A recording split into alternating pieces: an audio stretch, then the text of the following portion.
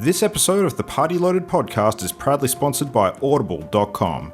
Check out their awesome catalogue of audiobooks with over 180,000 titles to choose from. And be sure to grab a free audiobook on us and support the show by visiting audibletrial.com/endgame. Let's party.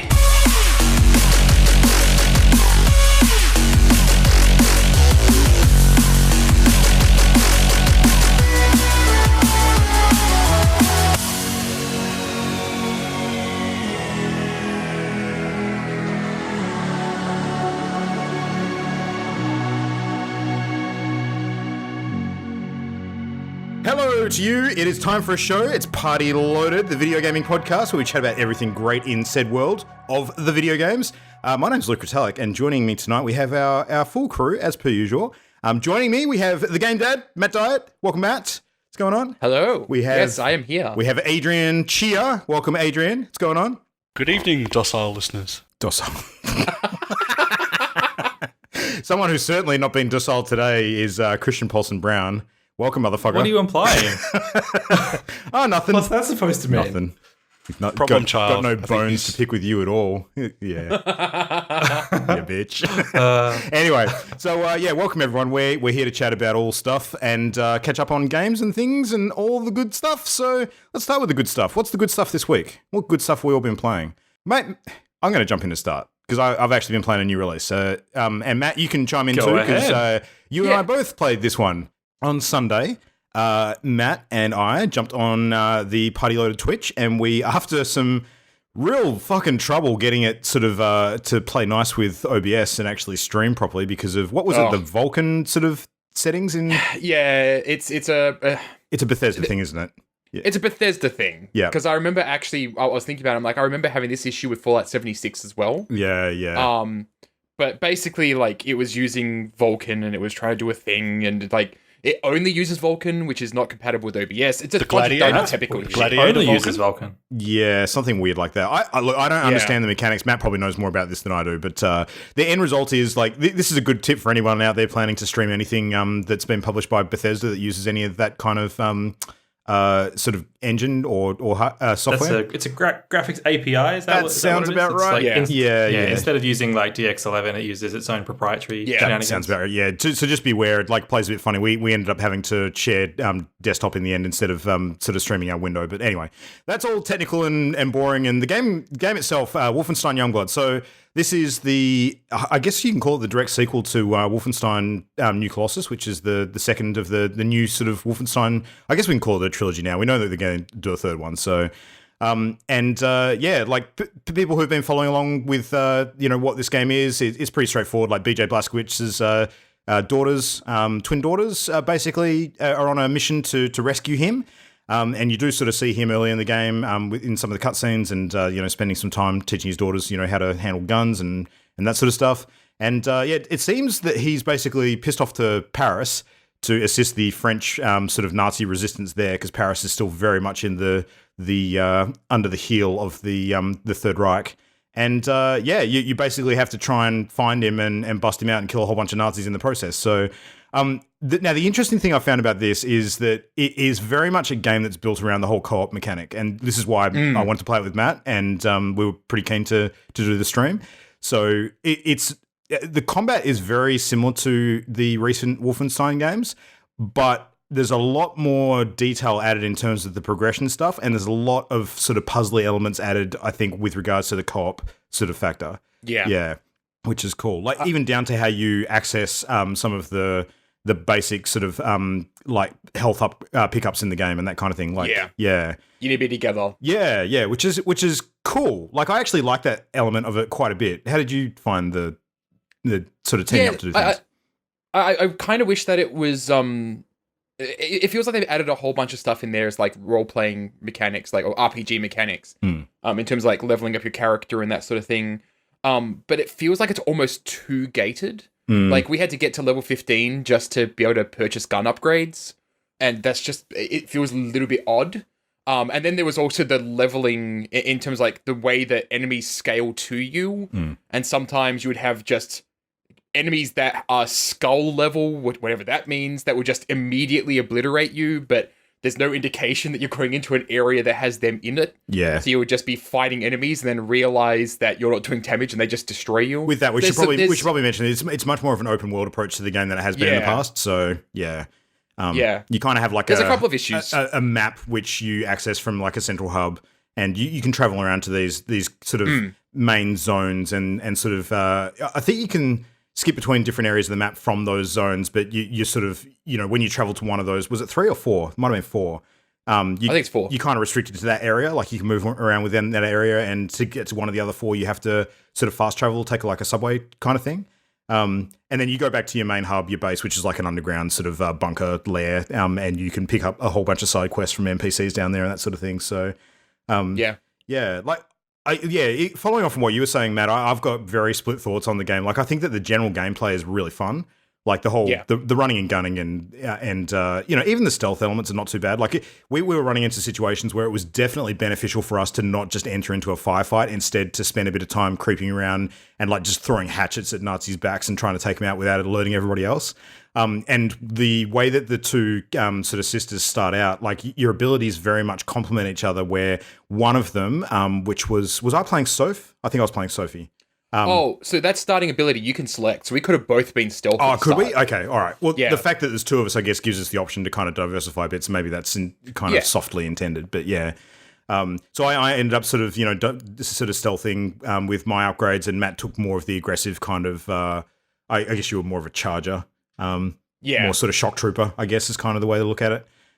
So I was sort of, going in ahead and axing a few dudes, and then inevitably fucking something up and alerting everybody, and then Matt would charge in, and then we'd just gun everybody down. So yeah, pretty much. That's how things kind of went. A lot of the vibes I was getting from it playing the co-op was kind of Borderlands-esque, in that if I was playing this by myself, I'd probably not be enjoying myself at all. But playing it co-op makes it so much more fun. Yeah. Like, I think I'd be very bored very quickly by it solo. That said, I want to try the solo just to see how the AI works. Yeah. Yeah, because it must have some sort of sophistication for it to function properly, because I think that there's definitely strategies to this game with regards to trying to flank enemies, and because a lot of the levels, there's a lot of sort of labyrinthine rooms that you can kind of cut through and sort of, come at them from different angles and really split their fire in a way that helps you survive. And I wonder how that will play with an AI, like whether they'll just try and stay with you all the time and you don't get the benefit of doing that. So, it's interesting. But I don't know, like the gameplay is really, really fun. The 2 sisters as characters, I don't know, they're kind of growing on me. They're fucking dumb shits. Like, they're just super immature, like 19-year-olds, I think they are. They snort, laugh, they do dumb things. They're hugely hicks, like massive, massive redneck hicks. But they actually do go through a bit of a development arc in the narrative, in terms of the fact that like their first encounter is literally when they've killed their first Nazi, and they don't take it like easily. Like one of them just is vomiting because it's like so shocking to her, and kind of has to pick herself up and then rally and kill the rest. So that kind of thing I appreciated. I thought it was good just to not assume that they were going to jump in and be able to murder everybody straight away. So yeah. Yeah, for sure. But but the upgrade stuff is super like all over the place.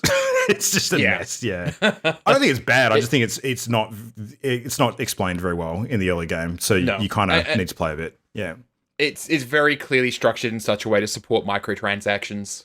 Yeah, oh, really? I don't know about that. Like I've seen some people sort of complain about that aspect of it, but at no point did I feel like I was compelled to do that.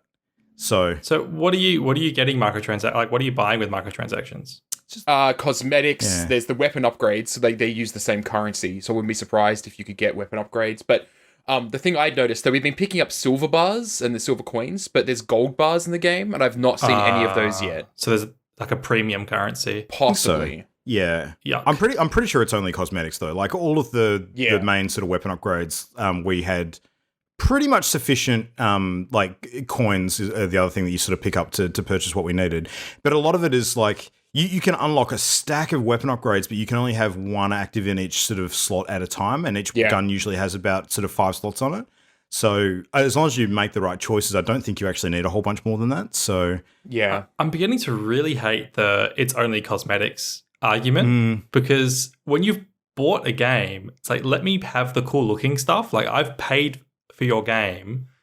if you've got cool content, like cool costumes, I should be able to get those in the game. Like that's kind of how I feel about it. They're still locking that away from you. For a full price game, I agree. Yeah, I really do. I think if they add stuff later, maybe... Wasn't this a full price game? Well, I mean, it's not like full price in terms of the same cost as the last game. This one was, what do we pay, Matt? Australian, about 45 something? Yeah. So I think US dollars, that'd probably end up being about 20, 30 maybe. Yeah. Not sure. It's like, I very much do agree that I dislike the microtransactions in games like this, but at the same time, as a dev, like...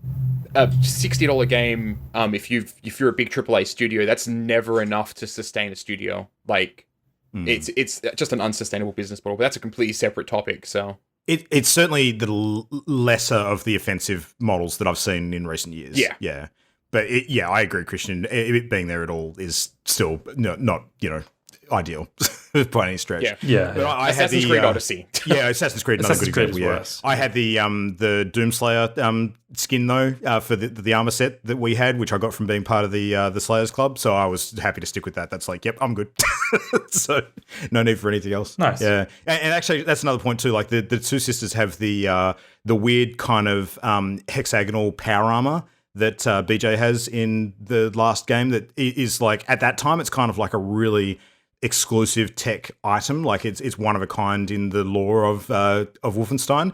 So things have come along since then. Like you actually get told at the very beginning of the game that a bunch of the Nazi commanders are using those things now. So you're like, okay, yeah, that's interesting justification for some of the potential bullet sponges we're going to face later on. Yeah. So yeah, but I know so far so good. We got it to about level 18, I think, and played for about 3 hours in the end. So yeah, I'm definitely keen to actually put some more time in with it. Yeah, absolutely. Word on the street is that it's about a 14-ish hour game if you do about half of the sort of side content. And there seems to be a lot of side content. Like you could quite easily get a lot more play out of this if you wanted to do all that stuff. I don't know how compelling it is. Like I think a lot of it is going to be, pretty much go here and kill a dude or go here and activate a thing kind of quests. But I don't know. We'll see. I still enjoy it. It's fun. So I don't know. I'd still kind of recommend it if you have enjoyed the past Wolfenstein games. I think it's more of the same good stuff, maybe with a few missteps. But yeah, that's my take anyway. Yeah. Cool. Matt, what else have you been playing? So I put in a little bit of time with this really, really adorable game called Songbird Symphony.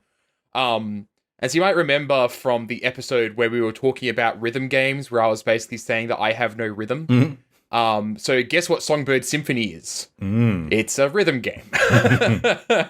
And it is freaking charming. So it's actually really interesting how it's structured. It's a platformer that has rhythm game mechanics that pop up every now and then. Okay. And it basically follows this young bird named Burb. And basically the whole story is about them trying to figure out who their parents are and what sort of species of bird they are. And you travel this really adorable environment, meeting these absolutely cute characters, and you learn different notes from them. And by learning these different notes, you bring them back to this other character to unlock this machine, basically, that will be able to find your parents and figure out who your parents are. And yeah, like, oh god, I love the art style. The opening cutscene is freaking great. The character that you're first introduced to is a peacock. Mm-hmm. And you're this little finch-like thing, so it's very clear that you're not related. And yeah, like his expressions when you're doing the song with him are so fucking funny. Like they're actually distracting from the rhythm game component when you're doing this rhythm game part, while he's in there in the background, just like waggling his ass around. And I gotta say, that's one of the funniest things in this game is that all the birds, a lot of the birds have booty, and for some reason they show off bird ass all the time. It's an unexpected twist. Where might I purchase such a? But yeah, as charming as it is, I'm actually really struggling to love it. Like, I'm enjoying it, but I'm struggling to love it. And it's because of these frustrating rhythm mechanics. So they change up how you get delivered the rhythm game every single time there's a new rhythm game. Okay. So on one occasion, the very first one, it's very clear on the screen, you know, match these symbols, nice and easy, press the button, it's really cool. And then they will have different, like almost like boss fights, essentially, where they mix up all the mechanics that you've done previously. And in some engagements, like, the mechanic is just arse. And it just throws out rhythm. So it's like, okay, so you're part of what I enjoy about rhythm games is like matching the beat to a song. And then sometimes in the game, it just decides to no longer match the beat to the song. And it just becomes QuickTime events. Like, you're not actually doing rhythm anymore. You're just trying to match symbols. It's not So it's like fun. a themed puzzle as opposed to actual proper rhythm mechanics. It's not, I wouldn't even call it a puzzle. It's a QuickTime event. Right. Like, you're just constantly trying to match the buttons and it's no longer on rhythm. And they can do that midway through a song. So in the latter half, you won't be doing the song anymore. You'll be, like, they'll be doing the song, but you won't be matching the rhythm of the song when they act. It's really hard to explain. I've been playing on a controller, and then I found out just the other day that they posted on their Twitter account that there's an issue with the controller, that there's massive input lag, and I just thought I was bad. For a rhythm game. For a rhythm game. Yeah. Yeah. Input Kind of the lag. most important thing. Yeah. So I couldn't actually, I was feeling it. I'm like, man, it just feels like I'm pressing the button and it should be matching and then nothing's happening. And then it was confirmed, like, hey, I'm actually not as bad at the game as I thought I was. It turns out that controller input's just bugged. One of my friends is playing it at the moment as well. He was playing on keyboard, had no issues, but yeah, controller is not great at the moment. Yeah. But yeah, it's a deeply flawed game. There's a whole bunch of issues. I wish they just kind of stick to a single rhythm mechanic rather than having all these weird gimmicks, and some of them work, some of them don't. I just wish they kind of just stick to one and made it really, really good. But it's very clearly like this small indie studio, probably one of their first outings on a indie game, and that kind of shows. But it has so much charm and character that I keep on coming back and overlooking the bad parts of it. I'm looking at the trailer now, just on silent, and yeah, I can see what you mean by the art style. That's pretty cool. Yeah. It's really adorable. Yeah. Like, the characters are so good. Yeah, it's very. A number of rhythm games I've played have tried to solve input lag by having an actual customizable setting where you can input like a certain number of milliseconds into the game settings, and then it will offset what counts as a hit by that amount of time. So even if you're like 0.6 of a second or late, it'll still count that. And so even if they can't fix it like on a hardware level or something, hopefully they can at least do a software fix like that. Yeah, because they don't even have any difficulty for it. So you play single difficulty. There's one difficulty level to the game. And it's really weird because it's unforgiving in terms of how it matches your button presses, but it's super forgiving on your score. So like I was, missing a whole crap ton of button presses and I'd still end out getting a B. Like, I'd still end out passing songs perfectly fine. And I don't think there's actually any failure states in the game. So you could just, like, completely screw up a song and I'm pretty sure you'd still be okay. Having to go in and set your own, like, sensitivity, though, that would be, like, maddening. Like, I would almost think that would be like having to play Guitar Hero and tune the guitar every time you want to do a song. That would suck. Yeah. Yeah, difficulty modes for it, though, that would be really ideal. Like, it almost feels like a little bit inaccessible given how cute it is. Yeah, fair enough. Well, speaking of things that are cute in parts, I guess, I've been playing Fire Emblem Three Houses. There are some cute characters. So this is the first Fire Emblem console game since the Wii with Radiant Dawn. And yeah, it's a really good Persona Fire Emblem game. Now, I had a slip of the tongue there and I said Persona because that's really the main point of difference between Fire Emblem Three Houses and previous titles is there's a whole a very Persona-like open world aspect to the game. That where seems like a positive to me. It is. Yeah. It is. It's a really strong positive. So between the action, you are the professor at a school and you have kind of like a Hogwarts sort of castle and you can run around in third person and talk to all the characters and you can do different activities with them and you can eat meals or fish or host tea parties with them and sort of build your relationships with the different units, the different characters.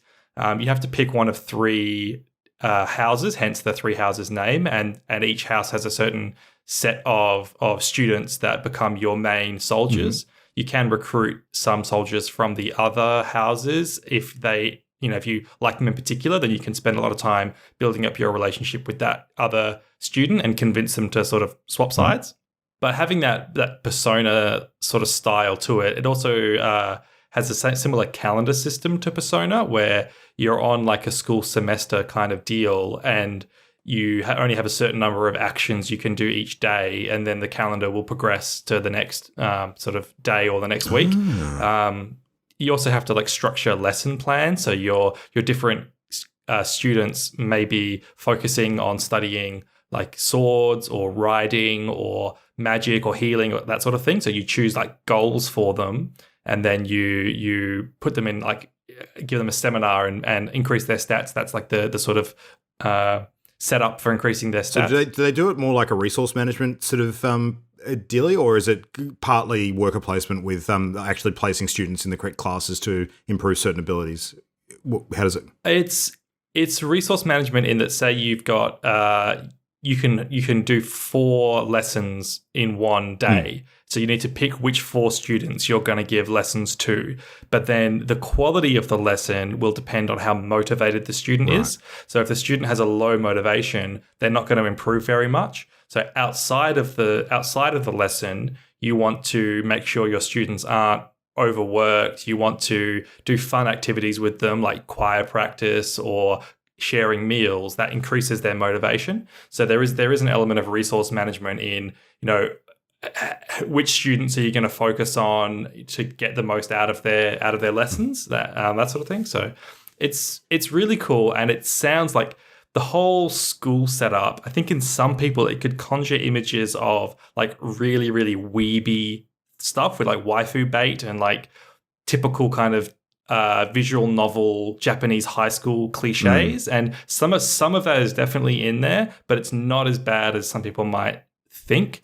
That whole sort of like weeb waifu side of Fire Emblem that peaked in Fates and got a lot of criticism for kind of not taking its own story or characters seriously enough. Like, not that the game needs to be dead serious, but that it was too lighthearted and too silly. And I think Three Houses strikes a nice balance where it is fun and playful, but there is still depth to the characters.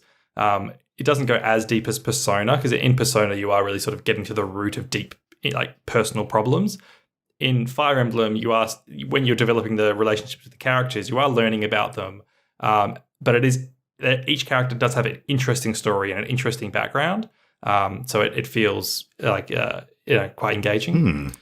And yeah, but other than that, the core gameplay is pretty similar. They've added like a rewind mechanic, because Fire Emblem's had permadeath it's like one of the core features of the series. So if one of your students dies in battle, they're dead permanently. What you used to have to do in the old games is actually just switch off your console and restart, because you really don't want to lose the characters permanently. So because they knew people were doing that, they've actually said, you don't have to bother switching off your console. We'll let you actually rewind 3 times per game. So you're allowed to slip up now and then and rewind the battle to any point you choose. You can rewind just one action, or you can rewind all the way to the beginning of the battle if you want. So they've added some real like flexibility and just some like user experience improvements. That sounds good. It's kind of like there is a cost for messing up, but not an obscene one by the sound of it. Yeah. Like I don't think I'm great at the game. But I have had to use the rewind mechanic maybe 3 times I've probably played about 20 hours, and I've probably had 3 occasions where one of my students has accidentally died and I've had to rewind. So it feels pretty well balanced that it's only occasionally. I'm not feeling like I'm having to kind of save scum and do it all the time. So it's and good. I assume the Fire Emblem sort of rock paper scissors core combat mechanic is still there. No, so they've taken out the weapon triangle. So that's one controversial thing. So they used to have axe, sword, and lance that formed like a rock, paper, scissors. And then you had bow and flying as its own kind of separate system. So they have taken that out.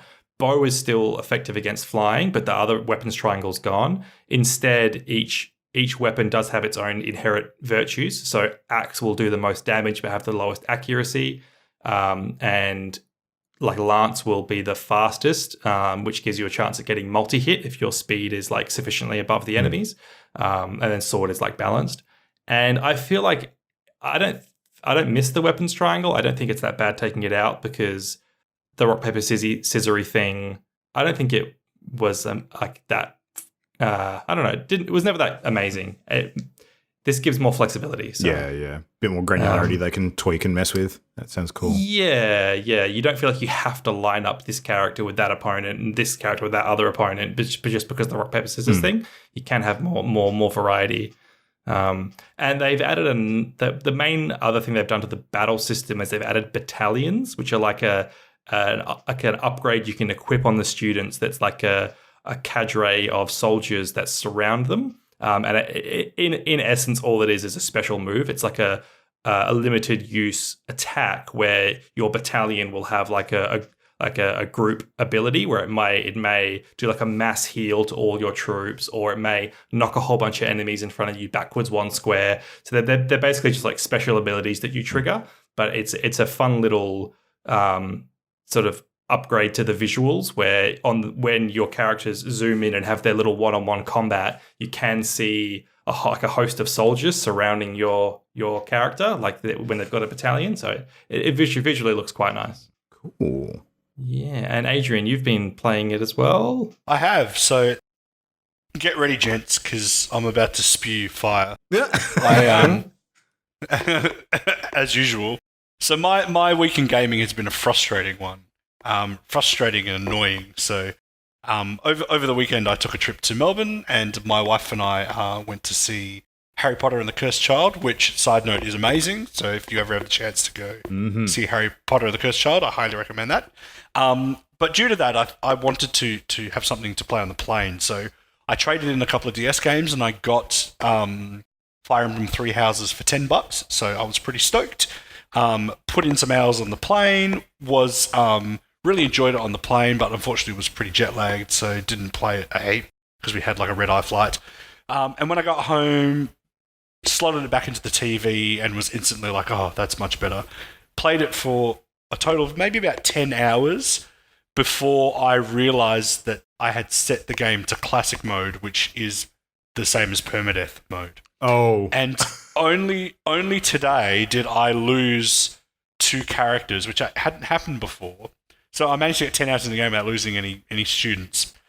And they were students that I had spent a lot of time investing and cultivating, and was very happy with my performance. And you might say they were 2 of my star pupils. They died in the game, and I was like, it's fine, because they'll resurrect at the end of the battle. I go back into the classroom to teach them, and they're missing from the roster. And I was like, where the fuck are my students? And I was like, did they skip class? Is that a system? Because really, this game should be called not 3 Houses, but 900 Systems. It should be called Fire Emblem 900 Systems and 6,000 Menus is what it should be called. They're fun menus, but they're menus. But sure enough, I messaged Christian. I was like, dude, does this game have permadeath? Because I didn't know Fire Emblem had permadeath. I didn't know that was a thing, because I haven't really properly played a Fire Emblem game. So I panicked and looked at my save file, and sure enough, it says classic. And I'm like, oh shit, those characters are gone. All right, well, I'm not too far in, and I really want those characters back, so I'm just going to start again. So in the time it took Christian to reply to my question, I had started the game again, overwritten my save file, only to learn that that's the way the game is meant to be played. And now I've kind of wasted a save file that I probably could have kept playing, but now I'm going to go back. So I went back in time, changed the mode off classic, went back in time, changed the mode back to classic, and now I'm 5 minutes into the game instead of 10 hours into the game. Oh, so, dude. Yeah, good times. Yeah. So we'll see how we go. And only through listening to Christian explain the time rewind mechanic, let's say 5 minutes ago, I've now learned that you can rewind back to the start of the battle, which I didn't know you could do. I thought you could only rewind like a couple of turns. I thought that the number of rewinds you get was representative of how many turns back you go. So I thought if you had 3 rewind points, you can go 3 turns back. Turns out I was wrong. So that's going to change the way I approach the game this time around. I'm that's so great. sorry that Christian fucked you on this. Just No, it wasn't his fault. It wasn't his fault. I didn't fuck him on anything. No, it's not his fault at all. It's not his fault. It's my fault for not knowing enough about the game before playing it, and then When you do select the difficulty, it does say that there is permadeath, but I can understand if you're on a plane or whatever, you're not really paying too much attention to that. No. So that was my frustrating beginning to Fire. But there was significant risk that I would just immediately trade the game back into EB, and I would throw it in the face of the cashier who sold it to me. But I think I'm going to give it another go. The second, sorry, go on. That's surely saying something about it being, if you're enjoying it enough to actually give it another go. Do you like the game? Oh yeah, I do. I think the game's fantastic. Like I will say that if you're not in the mood to sift through menus and do a lot of almost like role playing, if you're not in the mood for that, then do not play this game. Like it's far more Persona-ish in its character management and relationship management, and those relationships translating into statistical benefits on the battlefield. But from what I can see, you do just as much relationship managing as you do fighting. So at least as far as I got into the game, maybe there's more of it later on. I always find games like that are a real turn off when you're first getting started and learning them, but once you get into the pattern, they actually feel pretty good. Yeah, I know getting into a rhythm is one of the recommendations for this game that I've read. It's good to get into it is like learning a skill, playing a JRPG, or a deep game like that with a lot of systems. You do have to put the time into to learn it. And it took me even playing other Fire Emblem games. There's enough new stuff in this game where I was Google searching like mad a bunch of times. Can I do this? How do I do this? What's this supposed to mean? And I've had It is very complicated to fully understand all of the systems in the game. And it kind of paralyzes me at some points where I feel like I'm not playing the game optimally enough. Because there is this calendar system, I'm am I wasting my time? Am I supposed to be doing something else to get the most out of my party? And I find myself a little bit panicking at not playing. Am I playing the game correctly? Because there are so many different options, but yeah. I still really like it. Every system you describe really appeals to me, though, I have to say. I do like that kind of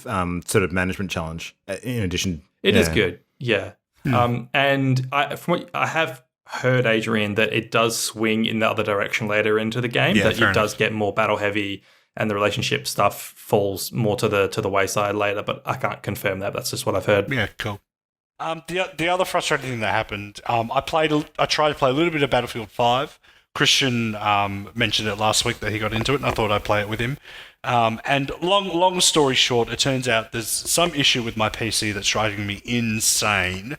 And until it's solved, I doubt I will sleep a restful wink. So that's been my frustrating week in gaming. I feel you. That's when something's going on with the PC, that kind of everything else takes a back seat, and it's on your mind a lot. Yeah. Yep. Yeah. So transferring into a lighter topic, maybe we should move on to the news. Now it's time to hear some gaming news. Time for some gaming news. So, coming out of Comic-Con, I'm not sure if you guys have seen, but the trailer for the Witcher series on Netflix has dropped. Have you guys seen it? Yeah, I definitely did. After we waited through all the MCU stuff, I finally got to it. Yep. Yeah. So pretty interesting. I mean, it's no secret that I think I'm not sure about Matt, but I know Luke, Christian, and I have all played the Witcher series. And have you touched on it, Matt? Have you played any of the Witcher games? I played the original one and got through the first level and then quit. Yeah, fair enough. Okay. So either way, it turns out that we knew that a series was sort of on the way, and we knew that is it Henry Cavill? Yeah. Is his first name Henry? Yeah. Yeah. So Henry Cavill, Superman. who people might know as Superman in the current DC universe, is playing Geralt, who's the titular character. As is with most sort of beloved pop culture icons, people were a bit hesitant to give him a go, but all the visual stuff, he looks fantastic as Geralt. It's fine. Not to mention that he, as an actor, and as a person, he fucking loves The Witcher. I think he heard said he's that. finished the game Yeah. like 6 times, like The Oh, Witcher wow, there 3. you go, yeah. yeah. So Yeah, I mean, just goes to show you slap a Lucius Malfoy wig on anyone and they can kind of get away with it. So, And he's even more buff now than he was at Superman. oh, is he? There you go. Dude, yeah. Dude's ripped. Yeah, cool. Well, that's a good reason for me to watch. I don't know. Oh, yeah. I don't know why I said that. from bird butts to Witcher abs, let's get it on. Yeah, exactly. So it's interesting as well in that from what I've read about the series, it's not drawing too much inspiration from the video game itself and more from the novels that the That's video right, game yeah. also based upon. So I think that's a good move because I mean you're going straight to the source instead of something that's derived from it too. I just thought I thought it might be interesting to talk about what you think of video games being adapted into series like this. I mean, do you think if The Witcher is really successful, we might see some other series based off beloved franchises? And I know we're going back to the novels, not necessarily the game, but the tie is there, obviously. So, what do you guys think? Do you think it's going to be good? Do you think we might see some other spin-off video game series? I reckon that we're seeing The Witcher because Castlevania was successful. Okay. I think we're was seeing The fucking Witcher because awesome. Game of Thrones is so That huge. too. Well, yeah. I think if Game of Thrones wasn't a thing, they wouldn't have greenlit Yeah, It's this. kind of a perfect For storm sure. of a situation, though, isn't it? Because Witcher, like, even though Witcher 3 is a number of years old now, the fact that Game of Thrones is wrapping up and other series of a similar nature that have gained quite a bit of popularity in recent years, like Vikings being another one, like, it's kind of like the time for this type of sort of setting, and people are really into it and all about it at the moment. So when this thing hits, I think it'll actually do really well. So, Yeah. I do think it's interesting that it is based on the novels and not the games. And the author of the novels famously hates the games. Andrzej Sapkowski, he's Yeah. And I read an interview with one of the show's producers saying quite boldly that the show actually has like nothing. It takes nothing from the games. It's all from the novels. But I call absolute bullshit on that. Like, I think there are already some details you can see in the character designs and like which characters they're choosing to focus on that are different from the books. And there's even like little details like in the books, Geralt carries he never carries 2 swords, and he carries his one sword on his hip, but in the games he's always carrying both on his back, and he is in the show. So even like little visual things like that where I'm like, I know you're paying attention to the games, don't try and bullshit me. Yeah. Well, I think a lot of the saltiness that he has is because of the deal that he struck with CD Projekt Red that didn't actually end up getting him the payout that he should have given the success of the later games. So I think it's just a bit of, disdain for the situation he probably put himself in. I think so. Yeah, for sure. But sure. man, the cast is solid. Like looking at, there's Siri being played by Freya Allen. I think is a really spot on sort of pick for the look, and she seems like she'll carry that young princess role quite well until that character goes through the transformation that I assume it's going to be similar to what happens in the games. And something that really stood out too is that the woman that they've got playing Yennefer of Vengerberg, Anya Chalotra, she actually in a lot of the shots has like this mangled kind of hunchbacky face, because apparently in the early books, like that character before she becomes like a sorceress is a bit sort of fucked up and mangled like physically. That's all the sorceresses. Is it all of them? Like I didn't realize it was every single one. Well, I'm not sure if it's all of them, but in the world lore, it is the thing where when a sorceress goes to the college, they one of the first things that they do is get a glamour. They get like a beautiful appearance, right. And I think most of them underneath are supposed to be kind of more mangled people. Okay, that's interesting. This is the kind of thing that I think is going to really make it cool. Like these little chunks of lore that are going to be in there and play out. And I'm looking forward to it. I think it's going to be good. Yeah. Yeah, I'm super looking forward to it. Is The Witcher available on the Switch? It is now, yeah. Your Witcher 3 came out on Switch earlier this year. Yeah, one of those miracle ports. Interesting. Because that's a big game. Yeah, okay, cool. Well, speaking of the Switch, I believe Christian has some news for us there. Speaking of things being on the Switch that maybe you wouldn't expect them to be, there's been a project for a while now to basically crack the Switch or hack it so that you can run Android on it, which would enable you to play any game that you can play on Android, like PUBG Mobile, or streaming through Steam Link or the NVIDIA Shield software, and also getting like media apps like Netflix and anything else you can get on Android. And there's been a big breakthrough just in the last couple of days where they have there's a team that have publicly released a homebrew kit where you can get Android running quite well on your Switch. And it doesn't involve too much messing around. And one of the really important things about it is that it uses a hardware exploit, not a software exploit. So what that means is that Nintendo cannot firmware patch out the ability to hack the Switch. Now, but that is only for Switches that were manufactured June 2018 or prior to that. Right. So after June 2018, Nintendo fixed the hardware so that you can't do this. So the new one with the longer battery life is definitely out then. That's not... Yeah. Oh, definitely out, yeah. There was a rumor that there was some misunderstanding that new longer battery life was going to fix this problem, but it had already been fixed a year ago on the hardware level. So the new system's not about doing that. But if you've got a Switch from like the first year or two of its release, you can do this, and Nintendo aren't going to be able to lock you out of it. If you bought one more recently, you're not going to be able to do it. And the other good thing is that you mount the Android system entirely on a separate SD card. It doesn't use the Switch's internal hard drive at all. So what that means is that the Switch will not be able to detect that you're doing this. Nintendo won't be able to tell you're doing this because you're not writing to the Switch's hard drive at all. So it's quite safe. Like, obviously, like, disclaimer: if you try this and mess up your Switch, it's not my fault. This is still a risky thing to do. If Mario and a whole bunch of Koopa Troopers repel into your living room with AKs, then it's not on us. So yeah. But all things considered, compared to some other homebrew, like the homebrew that was done on 3DS and the Wii, this does seem to be a pretty reliable system.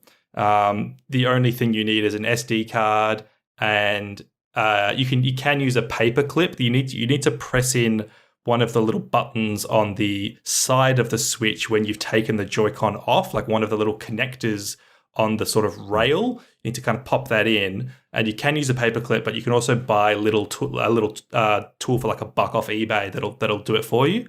And that's all you need is and a USB-C cable. So you got an SD card, you got a USB-C cable, and a paperclip, and you can watch Netflix. You can stream your Steam games via Steam Link to your Switch. It works docked mode and handheld mode. Joy-Cons work even when they're detached. They work through Bluetooth as normal. It's pretty cool, I reckon. And like, I actually ordered the little tool off eBay so that I can do it myself. I'm 90%. I know I'm 90% sure I'm going to do it, but like, I'm not all the way there yet. But I'm so curious about it, and it's so interesting to me that I'm strongly considering doing it. Just you're too good for paperclip though. That's not something. Yeah, because you have to hold that button in for a while you do something else. So it's just, and it is more fiddly having to do it with a paperclip, whereas you can slide this little thing down the rail and it will hold it in there freely. So it is more convenient. I was wondering though, like, what do you guys think about the ethics of doing this? Are you on the side of, I bought my Switch, I can do whatever the fuck I want with it? Or are you on the side of, this is kind of like harming Nintendo somehow? No. You paid for it. I'm 100% good with it. The only thing I would be wary of is voiding the warranty if you actually needed to, claim repairs at some point. But otherwise, I don't have an issue with it. Yeah, I'm totally don't have an issue with it either. And that warranty thing, that's because, again, you're not physically or even digitally changing anything about the Switch. Like, you're not interfering with the hard drive at all. It shouldn't actually void the warranty. You're not robbing creators of income from content or anything either. Like, I don't see how this is the same as pirating a game. Is it? So it gives you access to pirating games. Like, that's the kicker. So it's a gate opener. So it's like an emulator, where the emulator isn't the problem. It's the ROMs that sort of you use through it. Yeah. So but it's the same access that anyone with an Android phone has. True. Yeah. So, to be clear, I am 110% okay with this, because I love what it does for the homebrew scene.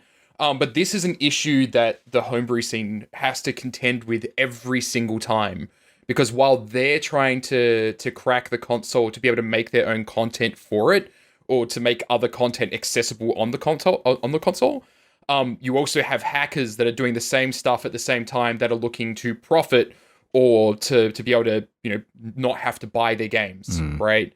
And it's one of those things where like there's been companies before, like I think the 3DS was one of the most well-known examples where there was this company that was creating a piece of hardware that could be used to break the 3DS and to put your own pirated content onto the 3DS.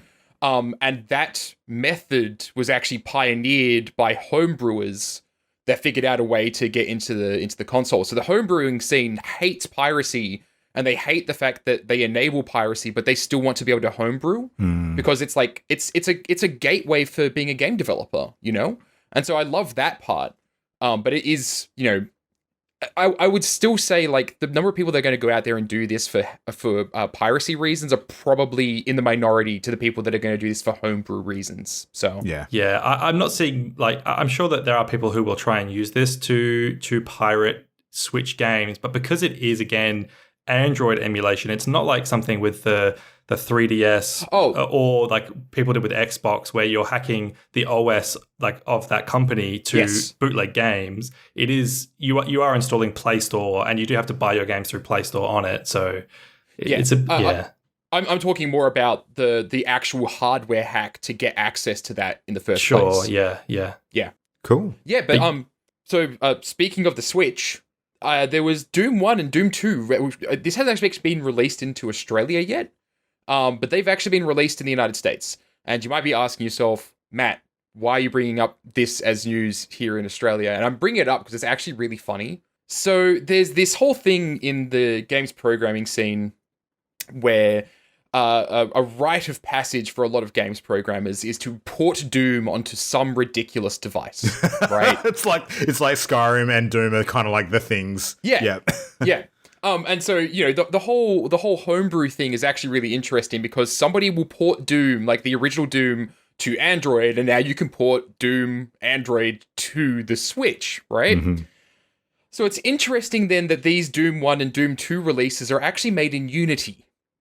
And how do we know it's made in Unity, you might ask? Well, other than being able to get access to the files and everything like that, if you go to the Nintendo US eShop and look at the screenshots for Doom 1 and Doom 2, you'll see that they actually have a Unity trial version watermark in the bottom right-hand corner of every single screenshot. That's not there when you purchase the game, mind you, but this has made it very, very clear that these things were made in Unity, which isn't, this isn't to say it's a bad thing.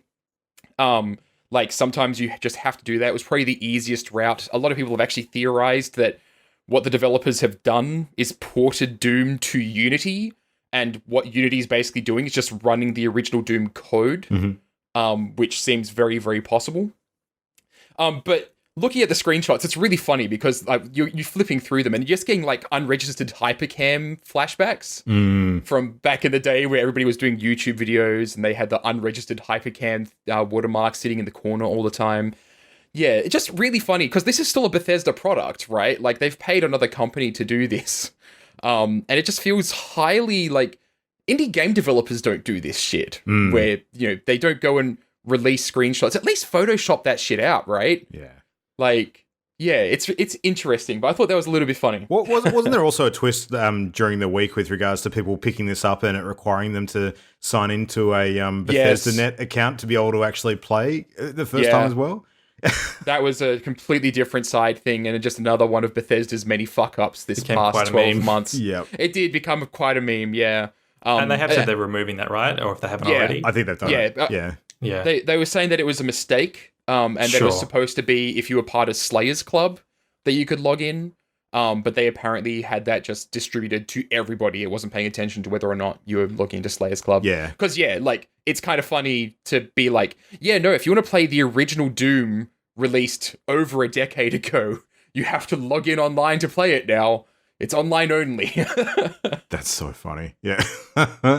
The Slayers Club thing, it seems to be like a big thing with Bethesda at the moment. They're doing like a lot of reward giveaways for new titles that are linked to that club. So, massive guerrilla marketing for Doom Eternal, which, it's probably overkill at this point, because I think everyone who's going to play Doom is already going to play Doom. So, yeah, pretty much. We'll see. But hopefully those release here in Australia soon, the original Doom and Doom 2. Also, Doom 3 is on there, and that doesn't have the Unity watermark. I checked. Huh. Do you know, is it BFG edition? Do you know? Or is it? I don't know. Don't know? Okay. Yeah, not sure. All right, well, from Doom-related shooters onto the other biggest shooter on the planet at the moment. So this last weekend saw the first instance of the Fortnite World Cup. And while the four of us are not super interested in Fortnite as a game, I don't think we can deny the impact that it's had sort of on the international video game scene. And now we actually have a situation where a 16-year-old has actually won the thing and become $3 million plus richer. So that is a crazy amount of prize money. They actually had a $30 million prize pool spread across 3 different tournaments throughout the World Cup. So they had the main one was the Pro-Am, they were calling it, and they had like a solos and a duos comp as well. This kid who actually won, his name is Kyle Giersdorf. He only being 16, he also won by a lot. Like, it wasn't a close competition. He fucking annihilated everybody. So, wow. Yeah, good on him. It's a crazy achievement. But just to put things in perspective, there was a graphic doing the rounds today, which I actually just want to reference because I think this really sort of drives it home. So, compared to prize pools for other massive, not esports, but sports, we had in this year the prize winnings for Novak Djokovic at 2019 Wimbledon tennis was just under $3 million. It was 2.983 million. Then we had Tiger Woods taking out the Masters this year. So golf, that was just over 2 million. So that was 2,070,000. And then we had the PGA sort of comp taken out by Brooks Koepka. I don't know who this guy is. Was just under 2 million. So we've got someone playing esport at 16 years of age who's a relative unknown compared to these other competitors in actual proper well-known sports, who's winning over $3 million for an esport. This is the point where the rest of the world starts to fucking notice this thing. Yeah, that's crazy. But I mean, to be fair, I've completely changed all my opinions of Fortnite now, and I've decided that I'm going into esports. So good luck against these 16-year-olds, man. Absolutely, you're not wrong. It's the cool thing I think as well that's the story throughout this entire comp is that there seems to be a lot of stories of excellent sportsmanship that have come and surfaced over the weekend as well. There was also one instance where there was a former Fortnite cheater who had been outed many, many months ago. He got found cheating during the qualifiers for the World Cup. And he was banned from competing for 14 days, which didn't actually prevent him from qualifying in the end. So he ended up participating in the duos portion of the competition. But when he actually, there were people rocking up with shirts on that literally said, "Lock this dude up," which I thought was fucking hilarious. But, and then when he actually was playing, the crowd was merciless. They were just booing the shit out of him. And when he actually got taken out, they just erupted. It was hilarious to watch. So, yeah, it seems that's gonna damage you psychologically. He fucking deserved it though. I don't know. I don't know if someone deserves that kind of psychological. Yeah, that's fair. How old were they? Does the punishment meant the crime? I actually don't know how old he was, but if they're an adult, then fuck them. I think they are. So. But the other thing that was really clear about the event, and I started to really take notice of this after some pictures were shared on Instagram by Yug, who obviously runs all the PAX events sort of globally, who's been on our show before. He was posting sort of pictures of the setup with the multi-tiered stage that they had for all of the games being played, and the massive TVs on top, so that everybody in this, because it was played in a tennis stadium, could actually see what was going on. I reckon this was the highest production, massive esports event I've ever seen. It looked phenomenal. Attending this thing, you would be able to see absolutely everything that's going on, and just the spectacle was incredible. So if this is where esports are ultimately heading with increasing popularity and funding behind it, because a lot of the funding for this was actually generated from events that they'd run throughout the game, then I'm all for it. This is kick-ass. Like, I'm super happy for them, I think. It makes me feel a little bad for Evo because Evo's been running in some form or another since like the mid-90s, and the FGC like works so hard to try and like build their popularity and maintain their community. And like Evo this year, which is just in like a week's time, their total prize pool is 1.5 million, and that's split across 160 different tournaments. So they're just working so hard, but then Fortnite comes along, and with their Fortnite cash, they just drop 3 million on one kid. And like, that's awesome, but it makes me feel a little bad for Evo. I want my fighting games to get their moment. Yeah. I guess the fighting game sort of community hasn't really had that one title in recent years that everyone's rallied behind, though. Like, it's still really split across a whole bunch of different things that seem to rotate. It's a harder genre to break into as well. Yeah. For sure. Absolutely. So, yeah, anyway, Fortnite aside, let's dive into our topic of the week. So what we're going to chat about tonight is games that we wish our younger selves had actually played. Like, way back when we were little video game play attackers. And, it's playing things that, maybe we have a different understanding of, different appreciation for now, and some things that are massive gaps in our upbringing when it comes to video games.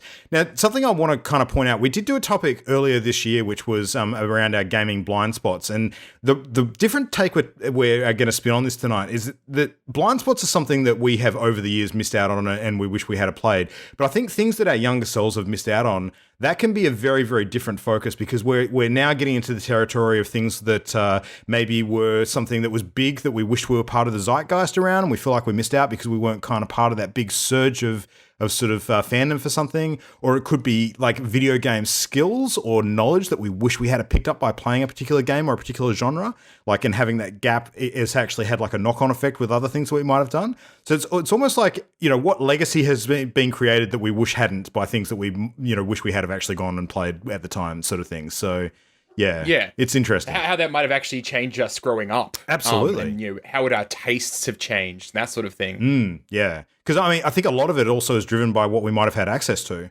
So, we can quite easily look back now and think, I wish I had played X, but the fact is that some of us didn't own consoles during certain parts of the different console ages, and some of us didn't have access to PC gaming for our entire younger lives. So, there's a bit of a give and take there with what we might have actually feasibly been able to do. So it's an interesting discussion. So our younger selves versus now, what would have made the difference? So, Adrian, I want to throw to you first tonight. So what do you think would have been a critical thing that you wish you had played as your younger self?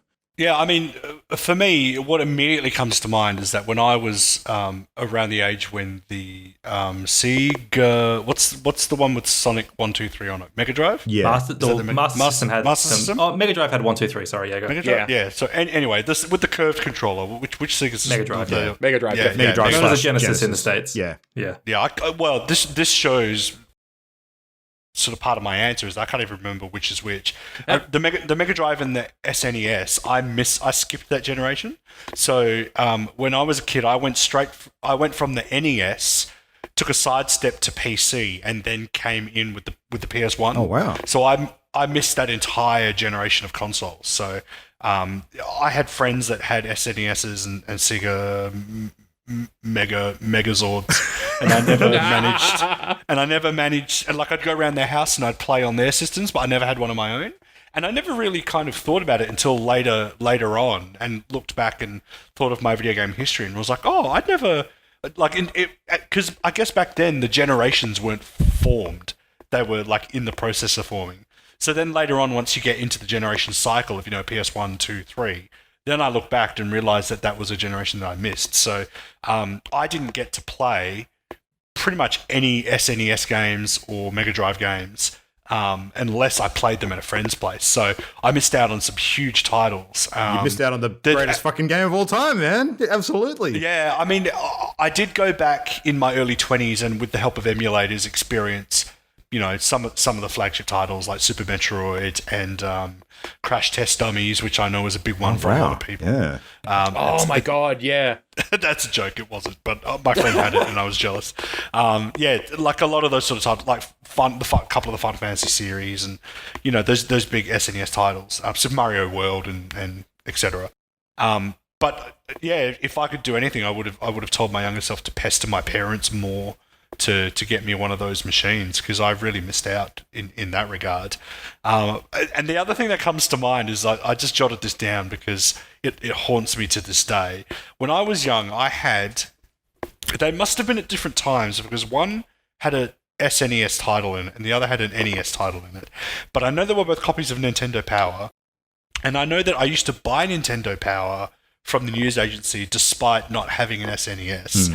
And in an earlier version of Nintendo Power, there was a game in there. There was an article about a game called Little Nemo and the Dream Master, and it's just this dinky little NES title about this little kid who goes into a dreamland and he feeds animals candy, and then he can turn into those animals, and it's just like a little side-scrolling platformer.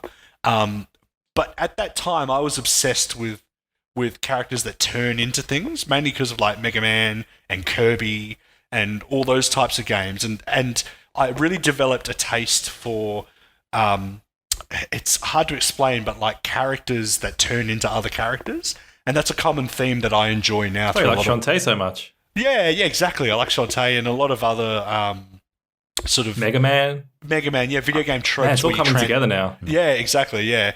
And I remember having this Nintendo Power and reading this article about this game over and over and over again, but never finding it at the local, local video store where you could hire NES games.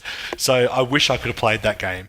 And the other one, which links back into the SNES, missing out on the SNES, was A Link to the Past, because I also had a Nintendo Power that had like a walkthrough kind of guide of Link to the Past, and I just remember, and the reason for my intro earlier in the episode of Docile Listeners is because it was only through this article about Link to the Past that I learnt what the word docile meant, and it's because it was describing one of the enemies in the game as being docile until you aggravate it, and so... There you go. What a deep pull. Yeah, so what you really desired was a docile Megazord. Got it. Sure. Yeah. So I guess that's my main experience. But yeah, I guess you could just say anything on the SNES or anything on the Mega Drive. It would have been what I would have liked to have played. You need to buy an SNES Mini. I probably should. I mean, like I say, I have played plenty of SNES games since then. Yeah. But holding the controller, that's I know. It's a fucking solid I little never got machine, to do that. Adrian. I will recommend it strongly. And there is a Mega Drive Mini coming out later this year as well. Yeah, if I had the cash, I probably would. But yeah, I never got to do it. So well. What was me? Maybe one of our more beneficent listeners would like to send in a. No, I'm just kidding. You don't have to Go fund me. Go fund me. Go fund Adrian's childhood. Yeah.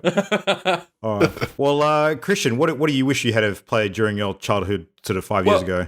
What do you think? I'll quickly mention A Link to the Past as well, actually, because I did have a Super Nintendo, but when you're a kid, you don't really know what games are good, and you certainly don't know which games are going to like stand the test of time. Like, one of my favorite games on the Super Nintendo was Bob, the robot, like B-O-B. Oh, yeah. And like most people don't even know what that game is, but I loved it. But like now, no one talks about that, but everyone talks about Link to the Past.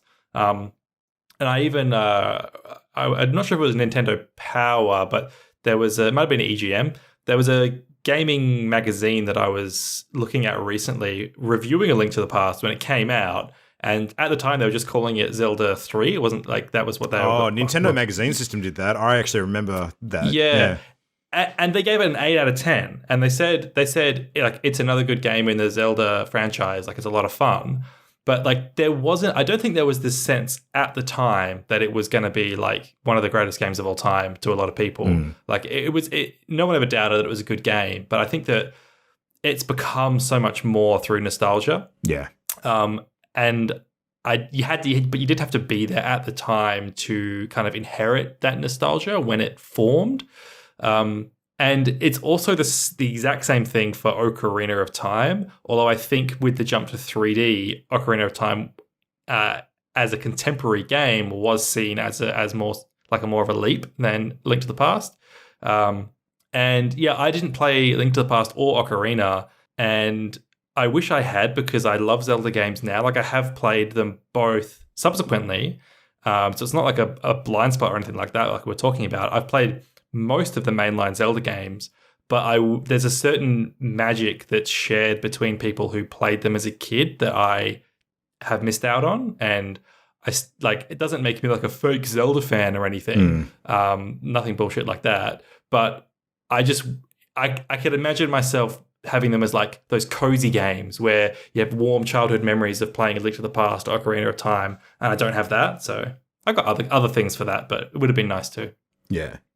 But the main thing I wanted to talk about was actually what I alluded to slightly before with Evo, and that's just fighting games in general. Like, I wish that as a kid I'd spent a lot more time playing fighting games so that I'd developed more of the kind of muscle memory and the core skills to be really good at fighting games. Yeah. So there's a whole bunch of stuff from the 90s, like the first couple of Tekkens and King of Fighters, Virtua Fighter, Soul Calibur, Dead or Alive. And I'd say Street Fighter 2. Like, I did play Street Fighter 2 at the arcade a little bit, but I wasn't like a Street Fighter 2 player. And I feel like I love following the FGC scene now. I love watching fighting games. And a number of years back, I did have a little flash in the pan where I bought a fight stick and tried to play a couple of games. But there's a certain thing that you need a community around you. You need like a certain game that your friends kind of rally around to have, like, you know, competitions, like little locals. And without that scene and having a busy life elsewhere and other games to play, it's hard to develop that as an adult, I think. So if I had played more fighting games as a kid, I think that would have been a really fun like community aspect that would have carried into adulthood as well, and it's something that I could still have. So Yeah. I can attest to that. I got a sort of a brief glimpse into that window in my late teens, early 20s, when a friend and I used to frequent an arcade in Morley, where we used to go upstairs and feed coins into the fighting games, and we had this unusual experience where, like, an Asian man in a trench coat taught us how to play fighting games, and his name was Kaneda, I remember, and he taught us like the building blocks of fighting games, and on a Thursday night there would be a line behind King of Fighters, and my friend and I would smash everyone in that line while our older Asian mentor watched and like gave us pointers. And it was a really surreal kind of experience looking back on it now. But I remember like really treasuring that and kind of having a little bit of a window into that world that you're sort of talking about as well, Christian. It was really, Was this really like a put your stack of coins on the counter Yep. and everybody step up and have a go kind of situation? Absolutely. Yeah, it was sort of thing where like you like if you were on a winning streak, you'd stay on the machine, Yeah. and people would line up to fight you. And it even got into like a bit of a wagering situation where like people, only if they wanted to, they could place like 2 coins down, and if you won, you took the second coin. That is so fucking cool. I love that. Yeah, it was really good, and because we'd had this strange man Kaneda train us, we were better than all the other scrubs that came into the arcade, because we'd been taught how to use more obscure characters that people couldn't predict, like higher skill cap characters. Exactly, and like 99.9% of the people that lined up would always pick the same like vanilla characters. Like there was a game that was SNK vs Capcom, which is King of Fighters characters mixed with Street Fighter characters, and everyone would always pick Ken and Ryu and no one else. And so my friend and I just knew exactly how to deal with them. But yeah, it was a real good time. There's definitely that, like, FGC, like fighting game community, has this kind of underground, almost like counterculture, slightly thuggish vibe to it that I really love. Like there's like fighting game players are into a lot of like rap music, and like there's a real kind of funny, Street. slightly tongue-in-cheek. It's like a tongue-in-cheek scene to fighting games where some people take it a little too seriously. But I love that attitude that fighting games have, and like that's part of why I like following it still. Is like people do have like money fights where and like people have like reputations, and there are superstars of the FGC like Daigo Umehara, and like that. I love all that aspect to it. I wish that I was in on the scene as well instead of just watching it from the outside. So Yeah. Good pick. That's cool. Yeah. Matt, what do you think? So I want to tell a brief little story. So I've kind of indicated before that I was kind of a late bloomer when it came to games. Like I had the Game Boy and I would play Pokemon and everything like that. And I had the Super Nintendo. I very clearly remember one Christmas getting the Super Nintendo and constantly renting out games for it because we just didn't have the money to buy a whole bunch. Who did? Yeah. Right? Yeah. And then, later on I had the Nintendo 64 and I remember inviting friends over and playing Smash Brothers. And this was all really like positive experiences and such, but there was a whole bunch of things going on back when I was first getting into games that were all on the PC. And I didn't actually have a PC at home until I was like 14 or 15. And the reason I ended up getting a PC was because I had this massive Lego collection. My family couldn't afford to just go out and buy a PC. And so I made the decision, because I was told by one of my teachers that I was, really talented with the PCs at school, I was going to sell all my Lego and use the money from it to buy myself a PC. Yeah. But by the time I'd gotten it, it was only it was probably like 2002, 2003. So it was not that long before we ended up getting like World of Warcraft and everything. And that was around the time that I actually started getting really into gaming, was once I actually could play games on a PC. But that meant that I missed out on an RPG that I have been super interested in for a really long time, and that's Baldur's Gate. Because that was like 1998, right? And in 1998, I was 11 years old. So it was really kind of out of reach for me, not only because of the fact that it was on PC primarily. I think it was only on PC. But also just because, it was just inaccessible without that device to play it on. I'm almost positive that I played it on PlayStation. I'm thinking back. I didn't actually have a PlayStation. My grandmother had one. There was a Baldur's Gate, like a spin-off title on PlayStation, Shadows of Something or Something of Darkness, but it wasn't the main game. Okay. Yeah. But yeah, so I remember... So my first big RPG that really hooked me was Neverwinter Nights, and that was like 2002. So it was actually pretty recent to around the time I would have gotten my PC. Yeah. And I remember dabbling with Planescape Torment, but I don't remember ever actually finishing that game. But then, Baldur's Gate is this thing here that only in recent years has it kind of occurred to me that this is something I missed out on, And it doesn't feel like it's one of those games that's in my pile of shame, because it's just something that I've been interested in, but it also feels inaccessible now.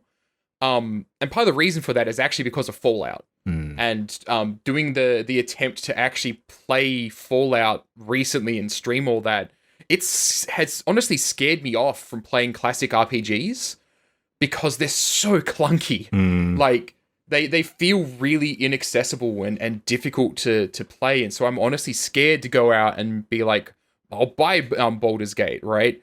Because it's a game that I know people love, but they love it because they played it at the time, and that all those difficult controls and everything were tolerable. It's like going back and playing Perfect Dark, which is like one of my favorite FPS games of all time.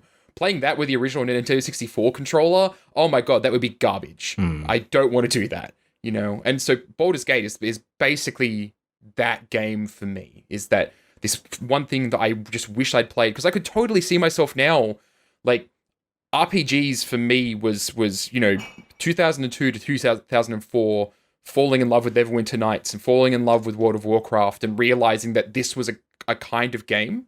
Yeah. I had a little runner-up that I wanted to briefly mention, which was Grim Fandango. Yeah, because I actually, of all the LucasArts adventure games that were released, I played a little bit of Monkey Island and I actually didn't like it. But then the one that I played and adored, and I have actually replayed it multiple times, was The Dig. Which is one that I don't think many people have actually heard of. It's this super weird sci-fi. If I remember rightly, it's like this asteroid heading towards Earth, and these astronauts go out there to investigate it and end up finding that it's got like this massive crystal inside of it that's a portal to another dimension. And it's like really gritty and just, I love it. But that's a movie called Armageddon, Matt. From 1998. But yeah, like Grim Fandango is just one of those games that there's so much personality to it that I just wish I had played it, just because it looks awesome. Yeah, nice. Have you played it since? I picked up the remastered one. I've never actually finished it. I played through the remaster, and I'm glad I did. Yeah. Those remasters are only a couple of years old, aren't they? They did a whole bunch of them around the same time. Yep. Yeah, I feel like it was recent. I remember waiting for that one specifically because it's, I guess, similar to you, Matt. I missed a whole lot of the point and click, like the classic point and click adventures. Like Monkey Island, Grim Fandango, like all those sorts of games. I never played any of them. King's Quest. And I went through a phase where I was obsessed with point and clicks and played through a few. You can blame Machinarium for that. Oh, yeah, which I love. Yep. I can attest to the impact that Baldur's Gate can have. I didn't actually play Baldur's Gate 1, but I played Baldur's Gate 2. And that was a very formative gaming experience for me. I did mention that, I think, a couple of weeks ago, talking about Divinity Original Sin 2. But yeah, it definitely did have a big impact on me as a kid. And it is something, an experience that I value. So yeah. Sure.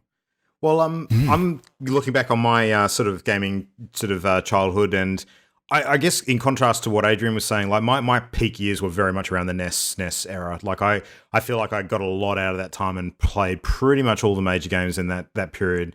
And I was probably doing similar to you with regards to reading a whole bunch of video game magazines, whatever I could get my hands on, and sort of absorbing everything I could at that time. But the big gap for me was actually around the just post PlayStation 1 era. So when the original Xbox came out and sort of, you know, that mid sort of PlayStation 2 kind of era, I really dropped off games a lot because I was playing other games. Like I was doing a lot of tabletop sort of miniature wargaming and kind of like I had a huge gap in my video gaming around that time that meant that I missed a few very big things that I think actually impacted my tastes and also my skills quite a bit throughout my younger years. And I think this is probably more teenage relevant than sort of super young childhood for me. But the big thing that I've always kind of regretted not being more into at the time, and I think this has really kind of impacted a bit of a skill gap that I had to work pretty hard to overcome for a while, and that was actually first-person shooters. So around the era that, especially when Half-Life first launched and Half-Life 2 was a huge thing in Orange Box and, you know, Team Fortress 2 and all that sort of era. And this is getting up towards the time where, you know, every single sort of internet cafe around the world was playing Counter-Strike and, you know, shooters were just in the, you know, a huge, you know, surge at that time. Everyone wanted to play these first-person shooters. It was just, you know, super ultra competitive. Now, I generally don't enjoy those games as much as other genres, but I actually honestly think a big reason why I don't is because I didn't actually go through that kind of rite of passage. So I feel like missing out on a lot of those big titles, and I'd probably point to Counter-Strike as one of the ones that I really would have liked to get into. I feel like I've kind of missed out an opportunity to sort of, you know, build a fondness for that genre a bit more. And kind of my first sort of big step back into that world really in recent years was when Overwatch made it big, because that's kind of the first big shooter I'd played in a long, long time when that became You're talking big. about competitive multiplayer specifically? I think so. Yeah, I mean, I did play kind of, you know, more fun sort of local co-op, well, not local, sorry, local competitive focused shooters like way back in the day. Like I was a huge Duke 3D player. I used to play heaps of OG Doom and Quake, especially. I played heaps of Quake and Hexen and Blood and all those early ones. You know, it's the sort of thing that we used to, you know, stealth install on the computers in the computer lab at school and just play during the lunch break and, you know, when we had gaps between classes and that sort of thing. But it's not the same. Like I think the actual skills. Did you play Daikatana, Luke? Sorry? Did you play Daikatana and go behind the waterfall and see the naked anime girl? No, never played that. No, me either. Yeah, for sure. No, I think it is specifically the really ultra competitive ones. So I think I would have benefited in my kind of, you know, video game sort of journey if I had have played a lot more of those at the time that they were big. But like aside from that, like a couple of other ones I'll just quickly mention because I think this is very much a case of missing out on the zeitgeist, and I would have really loved to be part of kind of the surge at the time. Would be like a couple of the big MMOs. Like Ultima Online is one that I really regret not getting into when that was sort of blowing up, because that was kind of the first big sort of glimpse at the things that were to come. And of course, I didn't get into World of Warcraft until much later, so I didn't actually enter until Cataclysm was out as an expansion. I've got mixed feelings about that, though. Like, I think that I absolutely would have loved to be in WoW at its sort of, you know, initial peak when it was exploding with, the first launch and Burning Crusade. But by the same token, I also recognize the type of person I was at that time. And if I had played WoW at that time, I probably would have suffered for it by like letting a lot of other areas of my life go. So maybe a mixed blessing that I didn't do that. But yeah. And I think that's kind of the core ones. Like just, big ones that I missed out on being part of the big sort of initial surge for. I could even point to EVE Online as being another one as well. Like that's 2003. Wow. Yeah. So 2003 for me was, I would have been 23 at the time. So that's not my childhood per se, but it's still, quite a long time ago, all things considered. And I feel like I massively missed out by not sort of jumping on and checking that out. 23. Wow. I know. Yeah. At least you were there when they invented fire, so you could play with that. Yeah. Yes. I was going to make that joke. I was going to be like, you said 2003. I think you mean 3. Yeah. Look, if you cut a wedge out of your stone wheel, you could make a Pac-Man. I could do that. I could do that. And also, fuck all y'all.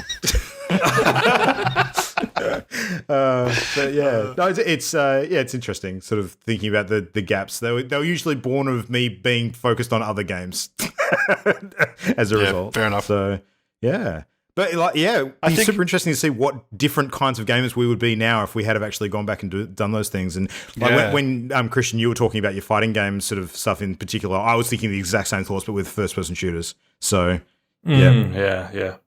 I think the key point here is that we're all poor, unfortunate souls, and Yes. we need people to Everyone has to send miss us out on games. something, right? yeah, that's Like, true. Yeah. You can't do I everything. think we're absolutely making up for lost time, all things considered. And First person shooters, fighting games, love. Some things you just stuff we missed out on. you just don't get some of that stuff sometimes. Yeah, absolutely. You just got to deal with it. I mean, all that fucking hentai we missed out on when we were younger, just making up for all of that Yeah, now, aren't we? I didn't Wait, miss out on all of that. us I except don't know for what you're Christian. talking about. Yeah, I missed out on so much hentai. Yeah. Christian, did you just look behind every waterfall you've ever seen ever since playing that game, Yes. just in case? I did miss that. It was Shadow Warrior, not Daikatana, but my mistake. Are you telling me, Adrian, that you don't look behind every waterfall?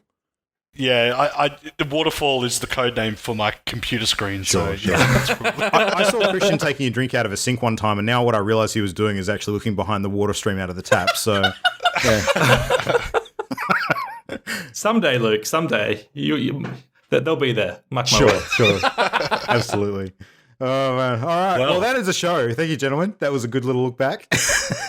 Yep. Getting a whiff nostalgia again. That was good. But I'm just super glad that we actually, in today's day and age, still have access to a lot of those games, whether they be available through remasters or ports or some other arcane means. Yeah. You know what this means is someone needs to create a first-person fighting game where you play as an undead skeleton man who shoots Counter-Strike guns, and we'll all be fine. Sure. I'll get right on that. Absolutely. Thank you, Christian. I have no interest in making that game. I'll make it in MS Paint, but I'll make it. Well, if anyone else is interested in making that one for us, make sure you get in touch. So mail at partyloaded.com, check us out on Twitter, at Partyloaded Show, on Facebook, just hunt for Partyloaded, you'll find the stuff. And everything, of course, is linked through our hub at channelendgame.com. So, upcoming stream stuff. Matt, we need to hop on and play some more Wolfenstein. So, Definitely. yeah. Should we make another weekend date? Are you keen to jump on and shoot some more Nazis, do some more stuff? Yeah. Yep. Yeah, absolutely. I have also told students that apparently I'm going to be participating with them in the Game Maker's Toolkit game jam that's happening over this weekend. Please kill me. I hope your students are listening. One of them will be listening, I guarantee it. No. And they're going to comment on this next week after the game jam. Sensational. Yeah. So how many more hours of Fire Emblem do you guys think you've got ahead of yourselves, Christian and Adrian? Well, at least 10 for me. I'll be putting tons of time into it. It's got my hooks deep. It's hooks deep in me, not my hooks. I have no hooks. Your hooks are stuck behind the waterfall. Oh God. All right. Well, on that note, we'll leave it there. Thanks everybody for listening. Hope you've enjoyed the show. We'll be back again in 7 days. But until then, good night. Later, gang. The Party Loaded podcast is a Channel Endgame production. For this and more great gaming content, bookmark channelendgame.com.